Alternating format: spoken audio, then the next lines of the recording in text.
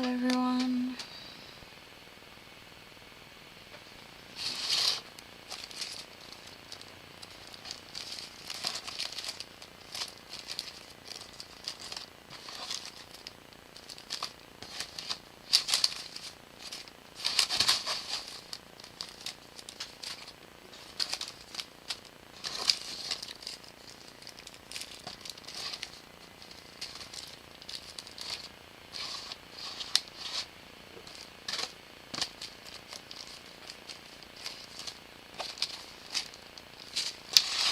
Okay, that's number one.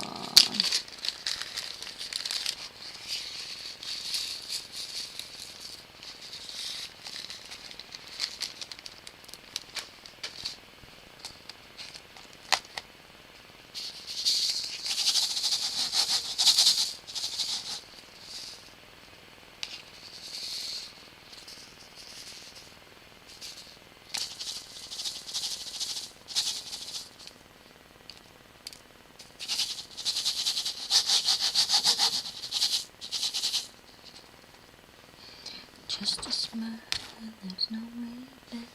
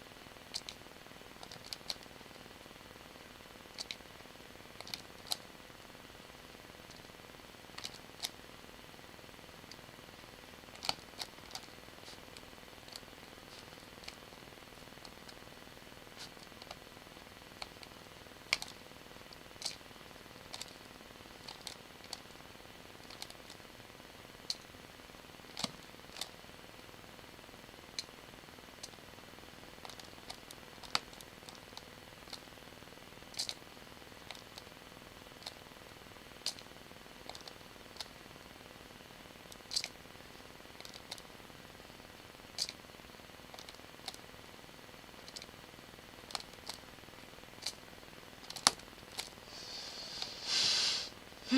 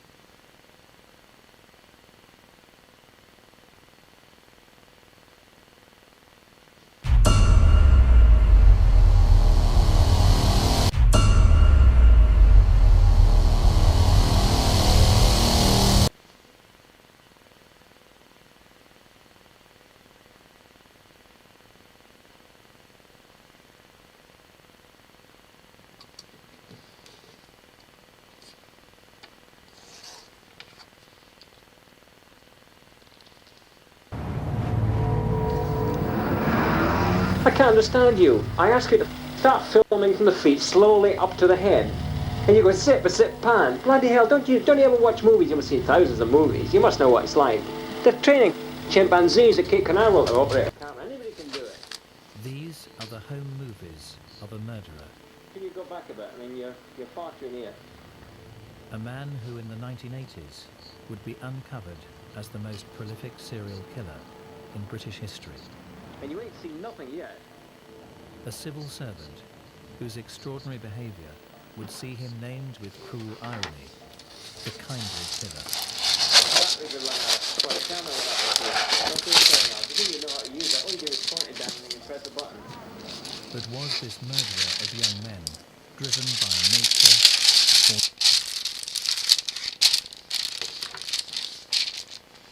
or nurture?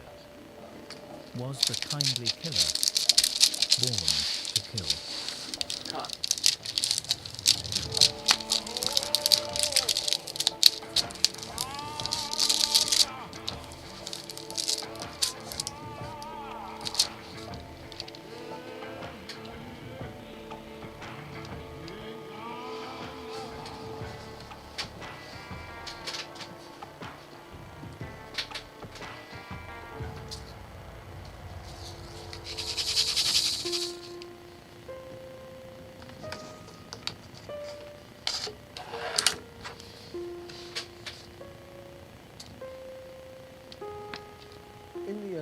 winter of 1983, we had a problem arise in the Muswell Hill area of London.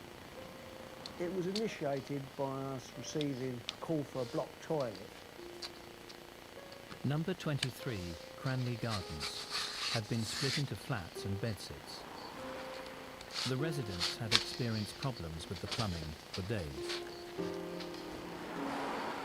An engineer at the time went to attend the block toilet, cleared the toilet, but did remark to us afterwards that he'd never smelt such a bad smell in an apartment before in his life. Still, lavatories at the property continued to block. A plumber was sent around very urgently on Saturday morning, and he looked down in the drains beneath the house, and he saw what he knew was not what should be there. He observed what he said looked like some butcher's prepared meat and a few bones. He discovered that what was blocking the toilets was actually human flesh.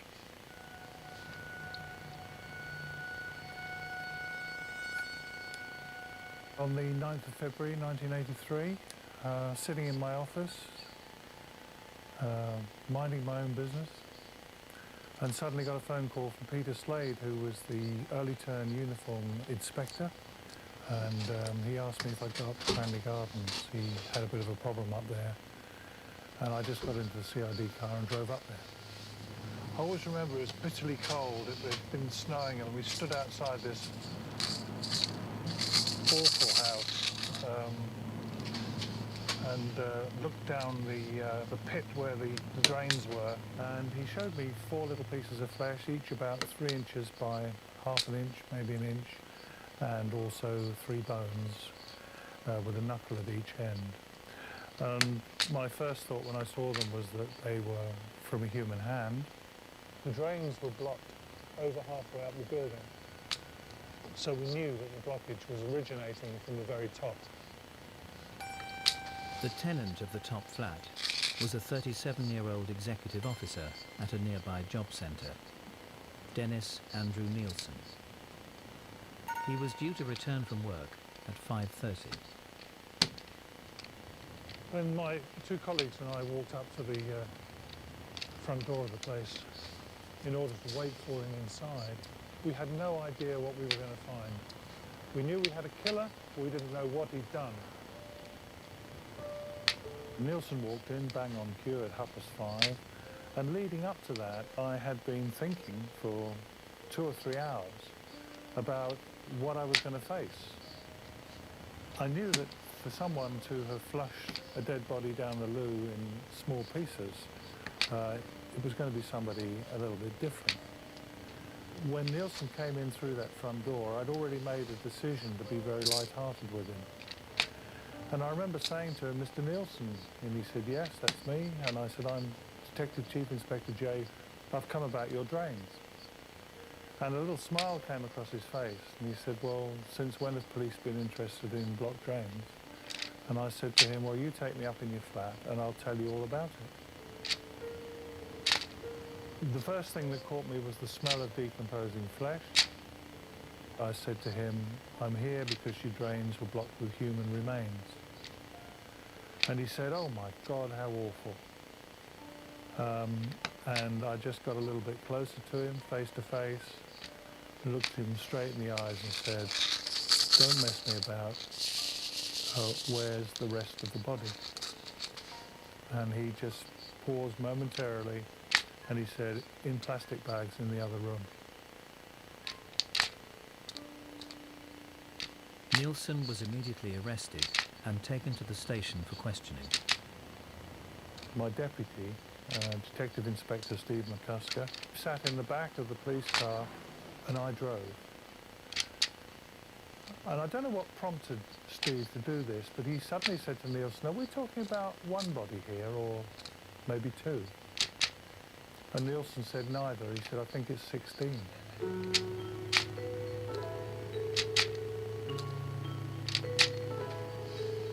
Well, I can remember the steering wheel in the car was shaking in my hand. police hardly believed their ears, because this was all said in a very matter-of-fact voice, very dispassionate. Why dispassionate? Because this is a man without passion. His only passion came when he was in a murderous impulse, when he was overtaken by the other self. In Nielsen's wardrobes were 2 black plastic bags and several air fresheners. The bags contained dismembered body parts and 2 severed heads. In a tea chest was found another torso, bones and a skull. Under a drawer in the bathroom were legs and a pelvis. It constituted the remains of 3 men. In the garden of an address in Cricklewood, investigators would identify the fragmented remains of at least 8 more. He told me off the record that if it hadn't have been 15, it would have been 150 if we hadn't caught him when we did, because there was no stopping. The whole thing was just totally bizarre.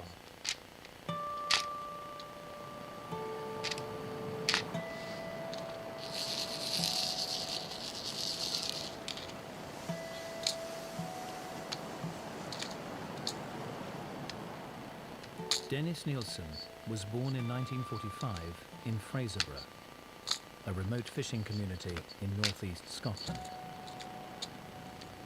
His mother's family had lived there for generations. His father was a visiting Norwegian soldier. He was one of 3 children, the middle child. He had an older brother, a younger sister. He never really knew his father. Nielsen as a child was a bit of a loner. He didn't really have friends because everybody thought he was a bit odd. His mother said she could never cuddle him. He didn't have tactile relationships with anyone except his grandfather.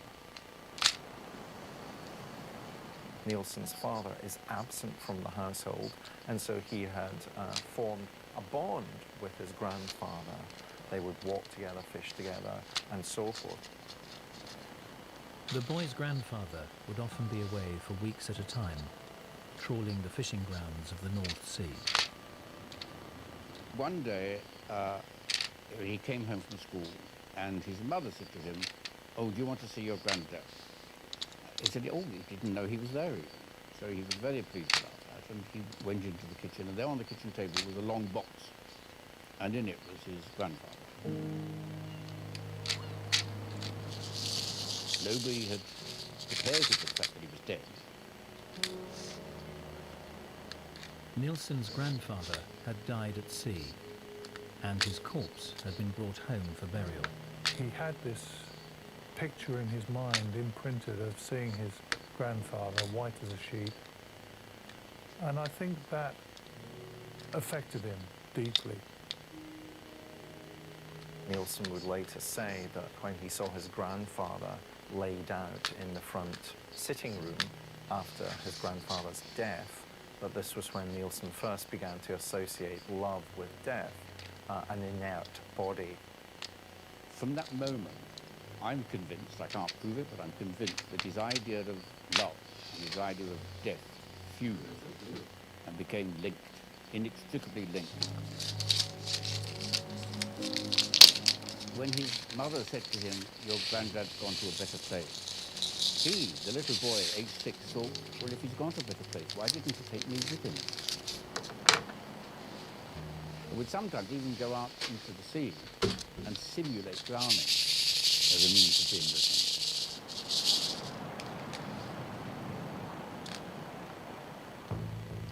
him. Aged 15, Nielsen would leave his home behind. Nielsen would join the army. Specifically, he joined the catering corps, which is, of course, where he'd learn his butchering skills that were going to be put to use in a different context when he's back in civilian life. In 1983, the discovery of human flesh blocking the drains at 23 Cranley Gardens had led to the arrest of civil servant Dennis Nielsen. He claimed to have taken the lives of at least 15 young men. Investigators learned that he'd had a lonely childhood, punctuated by the death of a beloved grandfather. At 15 years old,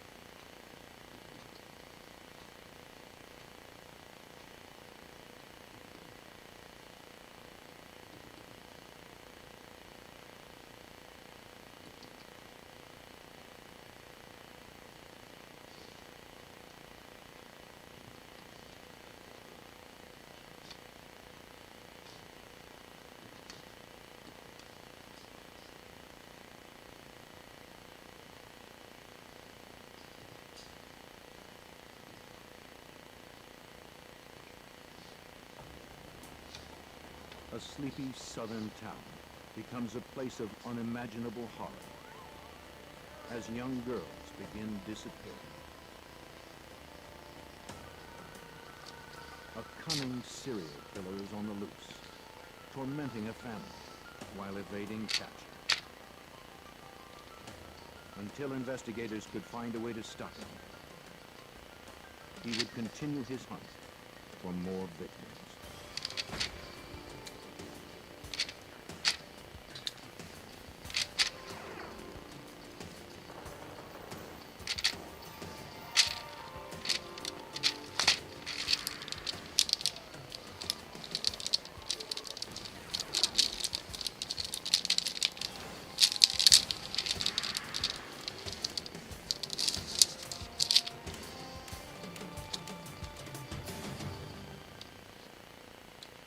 He was a predator, abducting girls and young women from their own front yards in broad daylight. He was a sadist, phoning one victim's family, taunting them, boosting, then dashing their hope. And he wouldn't stop until we stopped him. I'm Jim Kallstrom, former head of the FBI's New York office. This serial killer, whoever he was, could pass unnoticed in society. Yet he craved the attention his crimes provided. Somewhere in this contradiction lay the key to his exposure.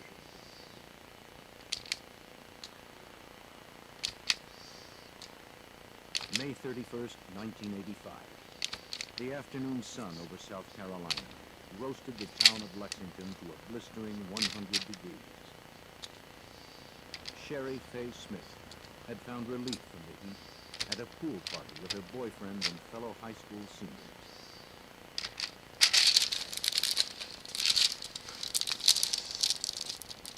She was looking forward to the carefree days between her final exams and graduation.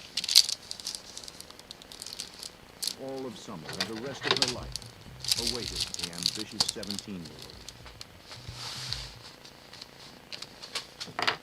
She lived with her family in a quiet, rural community, a safe place tucked away on the edge of town. The Smiths' home sat on a generous lot of dense woods.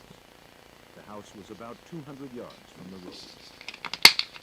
Sherry's dad, Robert Smith, served as a local pastor. This Friday afternoon, he worked at home in his second-floor office. He looked up from his studies to see his daughter pulling into the driveway and stopping to get the mail. In the next few moments, life in Lexington, South Carolina, changed forever. Expecting Sherry to walk in the house, Mr. Smith looked out the window again. He noticed her car remained near the mailbox, but she was nowhere in sight. Immediately, he felt something was odd. He decided to take a look. Sherry suffered from diabetes. With her blood sugar out of balance, she might become disoriented or incapacitated.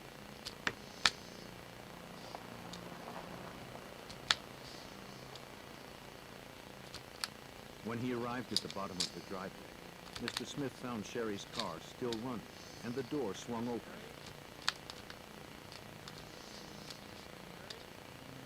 But his daughter was gone. There was no response to his call.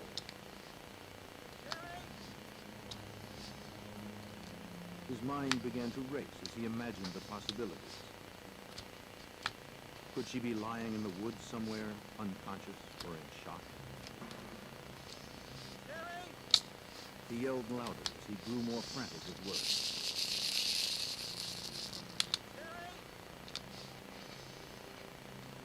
There was no sign of her anywhere. Sherry was gone. Mr. Smith immediately called for help. The assistant sheriff of Lexington County responded to the call. The distraught father explained that Sherry was not the type to just run off. But she was responsible, warm, well-adjusted. Not the sort of teenager to run away.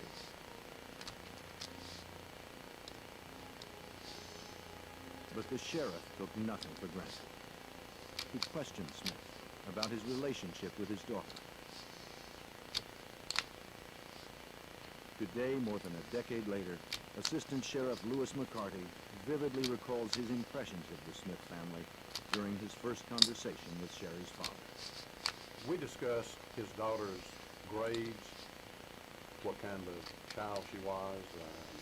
It was determined that there was no animosity between mother and father and daughter. The Smith family was a very, very close-knit family, a very religious family. You just had the sixth sense that they were extremely close, that this child would not have run away on her own. The investigator couldn't shake the feeling that something bad had happened to Sherry Smith. And the same intuition told him it had nothing to do with her medical condition. Every minute that passed increased the likelihood that Sherry might never be found. Knowing this, the sheriff called for assistance, bypassing the 24-hour waiting period required before officially classifying an individual as a missing person. While waiting for the other officers to arrive, the sheriff and Robert Smith retraced Sherry's steps, careful not to destroy any possible evidence. But the naked eye search yielded nothing. They had to wait for more equipment and expertise.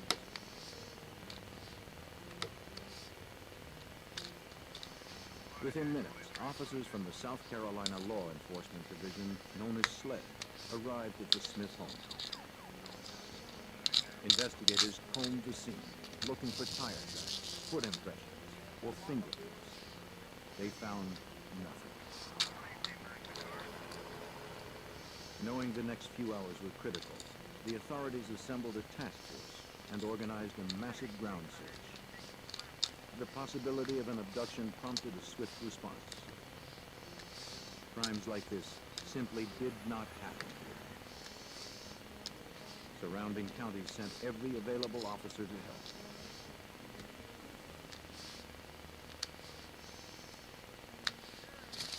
Word of Sherry's disappearance spread quickly through the close-knit community of Lexington. Hundreds of local residents offered to participate in the search. Still, they found no trace of Miss Smith.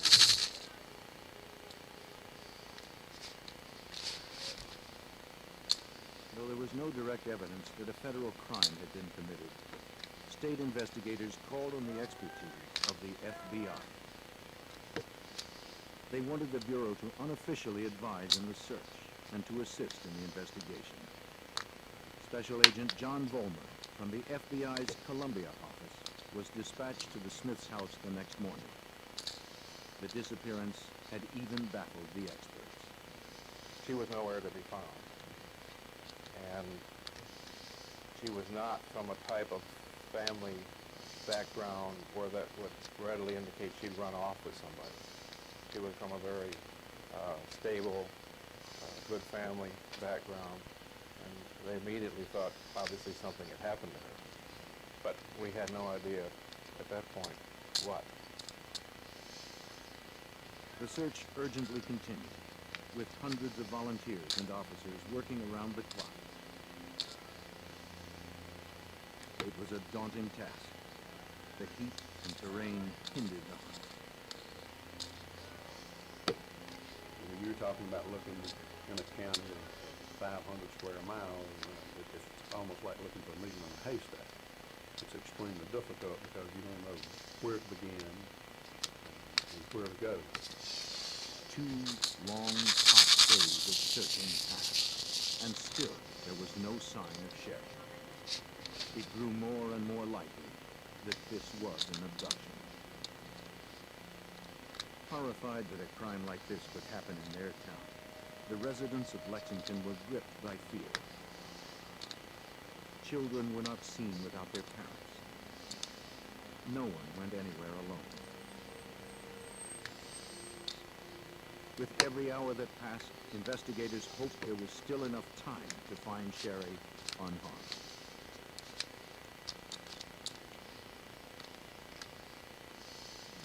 On June 3rd, 3 days after Sherry Faye's disappearance, at about 2:30 in the morning, a call disturbed the Smiths' restless sleep. Robert answered the phone. A voice he did not recognize asked for his wife, Hilda. Hello? The caller claimed to be Sherry's abductor.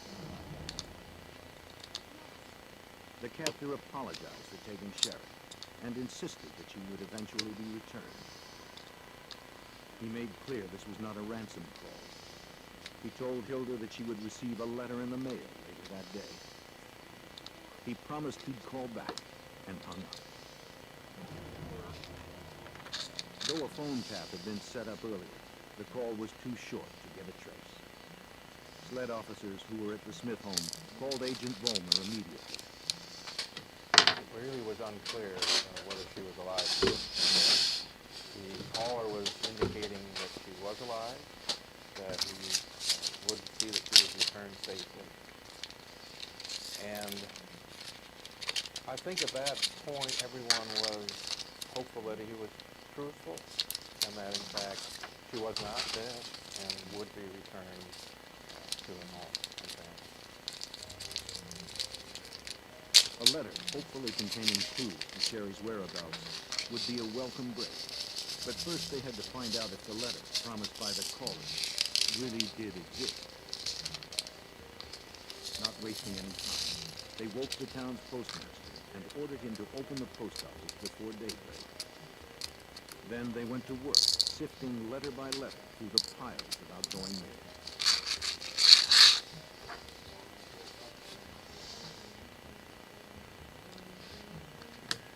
After a half hour, the postmaster found an envelope addressed to the Smiths. Carefully, he slipped it into an evidence bag and sent it to the SLED forensic labs for analysis. Inside the envelope, examiners found a 2-page letter written on yellow legal paper. Their excitement melted into horror as they began reading the letter. It was entitled, Last Will and Testament. It began, I love you, Mommy, Daddy, Robert, Dawn, and Richard, and everyone else, and all other friends and relatives. My thoughts will always be with and in you. Casket closed. I am sorry if I ever disappointed you in any way. I only wanted to make you proud of me, because I have always been proud of my family. The letter ended with, all my love, always, Sharon, Sherry Faye, Smith. With the help of the Smith family, investigators confirmed that the handwriting was Sherry's.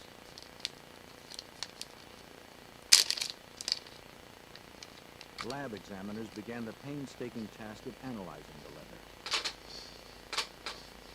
Searching for prints, hairs, fibers, and other clues would take weeks. While investigators hoped the document might provide other valuable leads, they were alarmed by the letter's content. We were shocked. We were concerned for her well-being. There were several phrases in the letter that she refers to. One would be casket closed. Why would a child make a statement, casket closed? Sherry's fate was unclear. The abductor had all the answers. He had promised to call again. Until he did, the Smith family clung desperately to hope. Just days after Sherry Faye's disappearance, her abductor had called to taunt the family. Since then, agents and detectives set up a voice recorder in addition to the tap already on the Smith phone. Having the abductor's voice on tape would be invaluable. If the suspect called again, they would be ready. The wait was excruciating.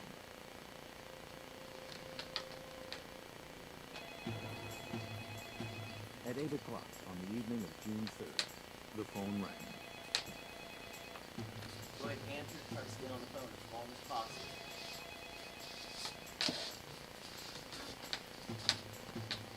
It was the voice from the night before. spoke to Hilda. Did you receive the letter today? Yes, I did. Okay, so you know now that this is not a hoax call. Yes, I know that. Okay, listen real carefully. I got to hurry.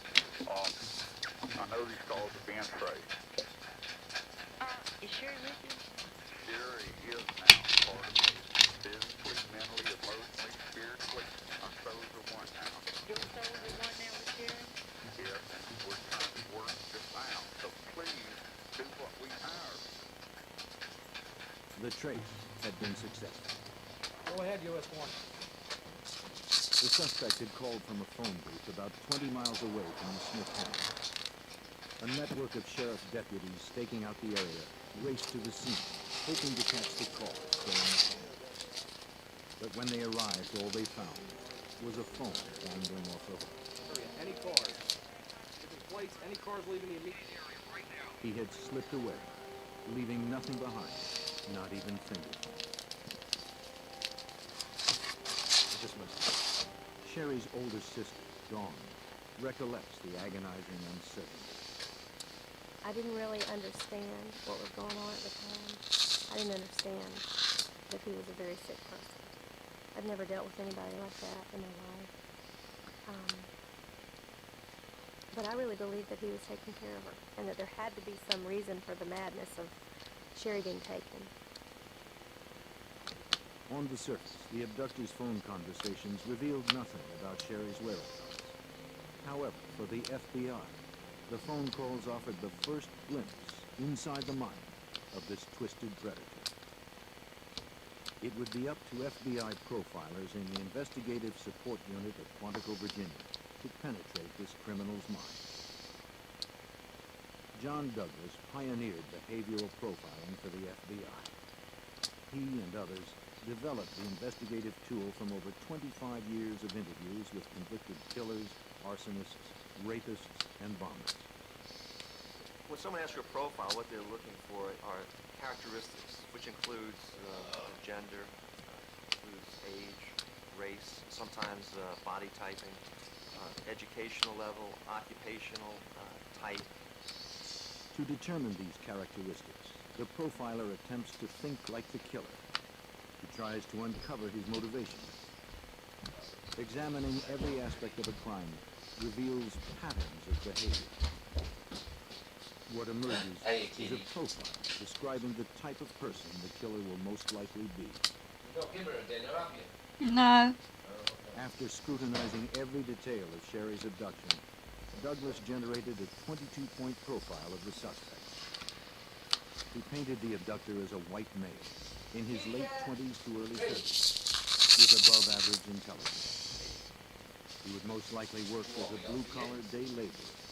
Because it sounded as if the killer had electronically distorted his voice, he probably worked in electrical contracting. He would have a prior criminal record. Douglas also suggested he lived locally. The tone and content of his phone calls indicated he was an asocial obsessive-compulsive. If the stress of everyday life became too great, he would break down. He would then feel compelled to compensate for his own inadequacies through violent action. He's the type of guy that feels like one grain of sand on a beach where there are billions and billions of grains of sand. He feels like nothing. He feels like a nobody.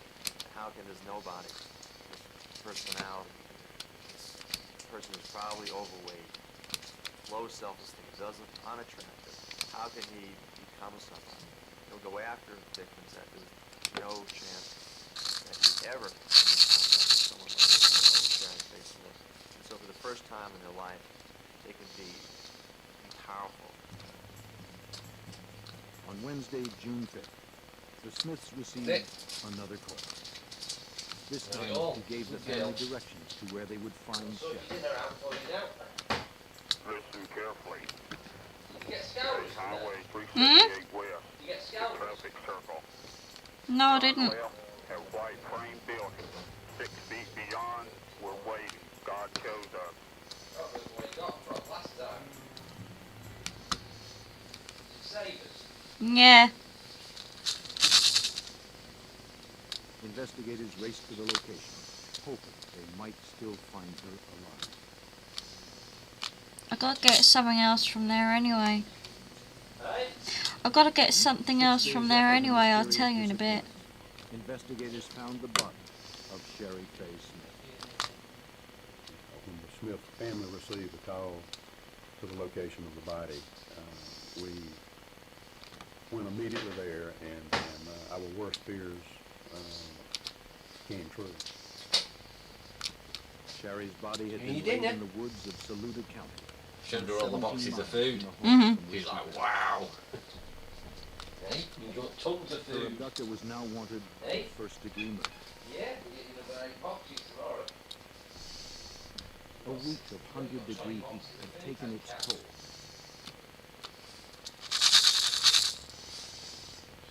The body's advanced state of decay worked in the killer's favor. The medical examiner could not determine the exact cause and time of death. To John Douglas, the location and condition of the crime scene provided further insight into the suspect's mind. He had some criminal sophistication, because I believe what he did is he waited for her to now go into advanced stages of decomposition, which would make it more difficult for law enforcement to determine cause and method of death in this state of decomposition. The confirmation of Sherry's murder devastated the Lexington community. That Saturday, a crowd of 1,000 mourners attended a funeral service at the town's First Baptist Church. That evening, following Sherry's funeral, the killer could not resist inflicting more torment. Well, now speak to Mrs. Smith. Sherry's Aunt Beverly answered the phone. I want to speak to Dawn. Beverly stalled him, hoping to gain valuable time for the phone trace. You'll have to go then if I can't talk to her. But the suspect threatened to hang up if he couldn't immediately speak. Okay. Did you get the bins back? Yep. Bet they were lighter, weren't they? Mm. Got out of hand, and all I wanted to do was make love to Dawn. I've been watching her for a couple of To weeks. who? I'm sorry, to Sherry. Dawn, I hope you and your family forgive me for this. When you killed Sherry, was she at peace? She wasn't afraid or anything? She was deceived. She knew that God was with her, and she was going to come an angel. Overwhelmed with grief, Sherry's mother insisted on talking to her daughter's murderer. Did you tell her you were going to kill her? Yes, I did, and I gave her the choice, and she picked up the case. My God, how could you? It did not escape the attention of the FBI and local investigators that the killer had mistakenly used Dawn's name when he spoke of Sherry. They braced themselves for the possibility that this killer might be turning his murderous obsession towards Dawn. But the suspect would make only one more call before falling ominously silent. Though he wasn't talking, they knew he was still out there, terrifying the community. And the profile predicted that if he killed once, he would kill again.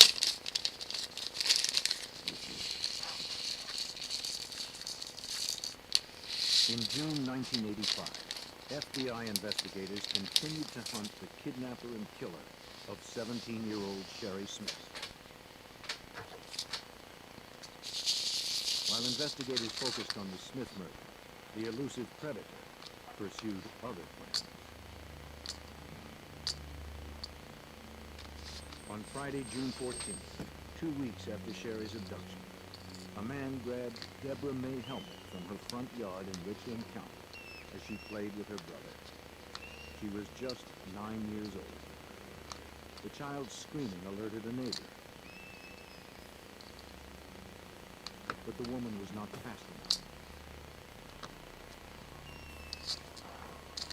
The abductor managed to slip away in broad daylight.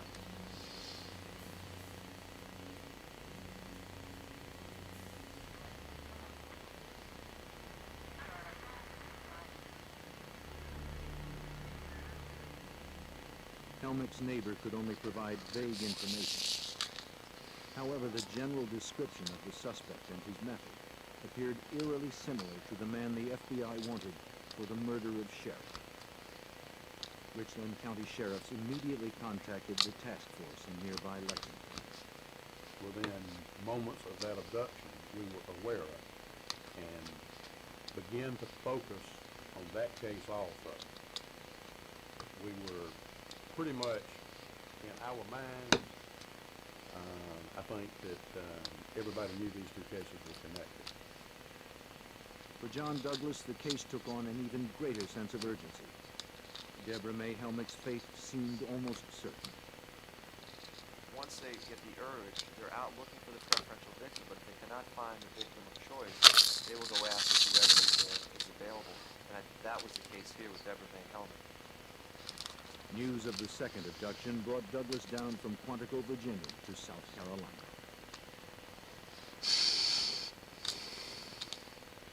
The FBI hoped they could find 9-year-old Deborah May Helmick before her young life was cut short. In the Smith case, the killer's phone calls had been a critical link for the investigators. It had been nearly a week since Deborah's disappearance, and they hadn't heard from him. To get him to call, Douglas devised a plan. With the help of the local media, he would set a trap. One key element of the plan placed Dawn Smith in jeopardy. Douglas had to ask the Smiths to put their other daughter at risk to catch Sherry's killer and hopefully find young Deborah. Dawn agreed. A lot of times people thought we were twins. We looked a lot alike, and so they came up with this plan that if I were to answer the phone, maybe he would turn that fascination from Sherry to me. And if I could keep him on the phone talking long enough about Sherry, about himself, about anything to keep him on the phone, then they could trace the call and catch him. Douglas's strategy centered around a memorial service for Sherry.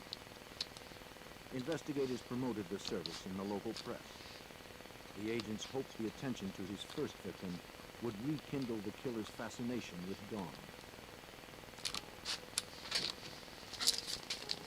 Douglas needed something else to bait the trap. A personal item from Sherry's room.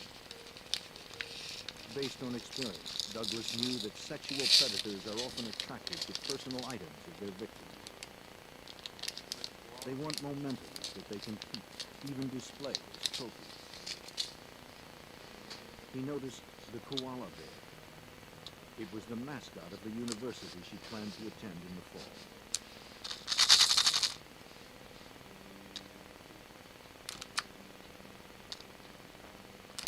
The day of the memorial service, plainclothes agents swarmed the grounds, hoping their suspect would visit the cemetery.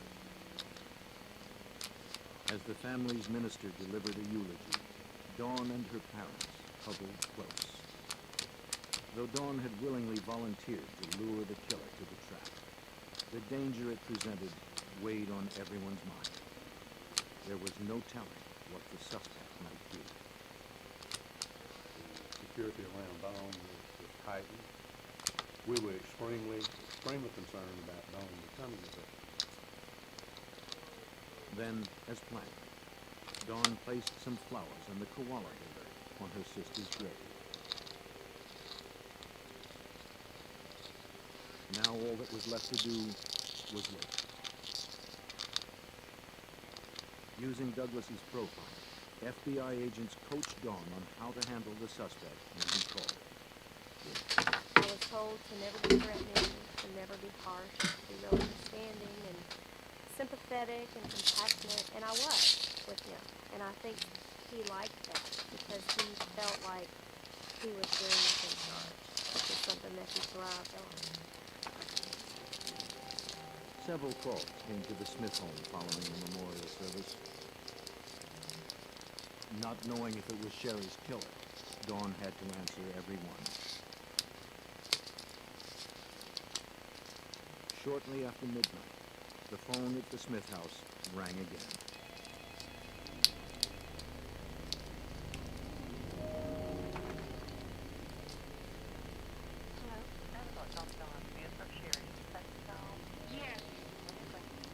As Douglas had hoped, the culprit took the bait. And, as anticipated, the killer had turned his focus to Dawn. He made it clear to her that she was going to be his next victim. You know, God wants you to join Cherry's base. It's just a matter of time, just months. Despite the threat, Dawn kept him on the line, enduring abuse from the man who murdered her sister, while officials traced the origin of the call.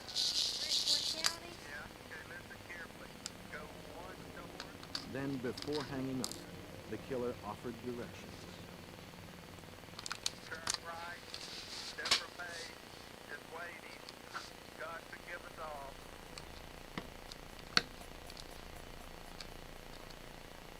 Special Agent John Vollmer feared that the killer would not stop there. Once he called about Deborah Helmick, then you're leading into the possibility that you now are dealing with a possible serial killer who has killed now at least 2, you suspect, maybe others before, and may continue to kill others. Despite Douglas's success at getting the suspect to call, no one had anticipated just how far away the killer would go to avoid detection. Tracing the call from outside the area took additional time. Again, the suspect left the phone booth moments before the authorities could reach him. We were very, very close to catching him in the moment ago. And it's almost as if he sensed this and began to move further in making his phone call. Other investigators followed the caller's direction. There, they found 9-year-old Deborah May Helmick murdered. The gamble had failed. With every missed opportunity, the probability of more victims increased. And now, Dawn was the most likely target. Investigators feared the killer would make an attempt to abduct her. An elusive serial killer had already killed 2 girls around Lexington, South Carolina. The slim amount of evidence frustrated FBI investigators as well as local law enforcement. But the forensic analysis was about to generate the biggest break in the investigation. The last will and testament of Sherry Smith was examined by Gail Heath, director of the questioned document section of the South Carolina Law Enforcement Lab. Using an ESDA machine, Heath hoped to find hard evidence. The ESDA, an acronym for Electrostatic Detection Apparatus, can pick up images that are invisible to the naked eye. It works on the opposite principle of a printing press. Instead of coating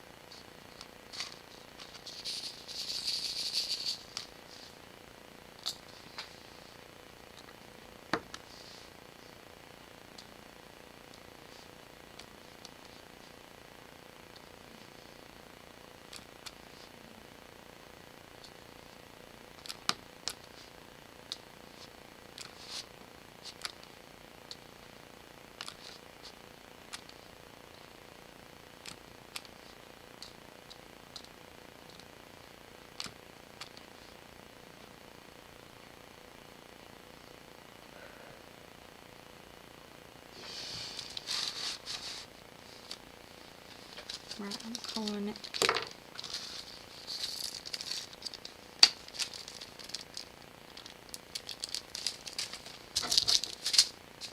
I'll be live later, everybody. See you later. Bye, everybody.